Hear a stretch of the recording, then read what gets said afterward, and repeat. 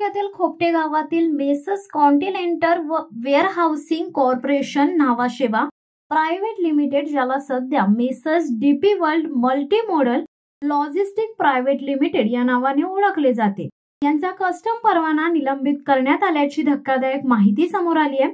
Jawaharlal Nehru custom हाऊसच्या commissioner बी सुमिदा देवी यांनी या संदर्भात अधिकृत सार्वजनिक नोटीस जारी केली असून या घटनेने संपूर्ण लॉजिस्टिक क्षेत्रात खळबळ उडाली आहे।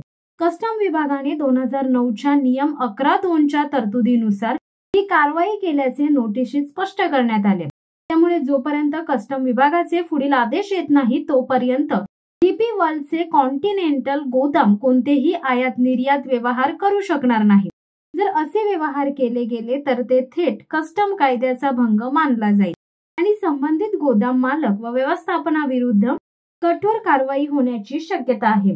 खोपटे परिसरातील गोदामे ही उरण तालुक्यातील व्यापारी व्यवहारांचे महत्त्वाचे केंद्र मानली जातात।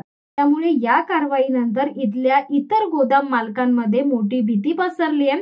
कस्टम विभागातून निलंबनाचा निर्णय घेतला गेल्याने लॉजिस्टिक व्यवसायावर तात्पुरता परिणाम होणार असून अनेक कंपन्यांच्या आयात निर्यात प्रक्रियेत अडथळे येऊ शकतात। याचा थेट परिणाम उद्योग व्यवसायावर होऊन आर्थिक उलाढालीवर परिणाम होईल अशी शक्यता व्यक्त केली जात आहे। या कारवाईमुळे कस्टम विभाग किती गंभीरतेने नियमांचे पालन करवून घेत आहे हे स्पष्ट झाले। नियमबाह्य कामकाज करणाऱ्यांना कसलाही पाठिंबा मिळणार नाही असा संदेश कस्टमने कारवाईतून दिलाय। येत्या काही दिवसात या संदर्भात आणखी चौकशी व निर्णय अपेक्षित आहे। लॉजिस्टिक क्षेत्रातील इतर गोदाम मालक व कंपन्यांनी देखील या घटनेतून धडा घेऊन नियमांचे काटेकोर पालन करण्याची गरज आहे। शिवसत्ता टाइम्ससाठी प्रवीण पाटील, उरण। दे धडक बेधडक वृत्त देणाऱ्या आपल्या शिवसत्ता टाइम्स न्यूज चॅनलला लाल बटन दाबून सबस्क्राईब करा आणि बेल आयकॉनला क्लिक करायला विसरू नका।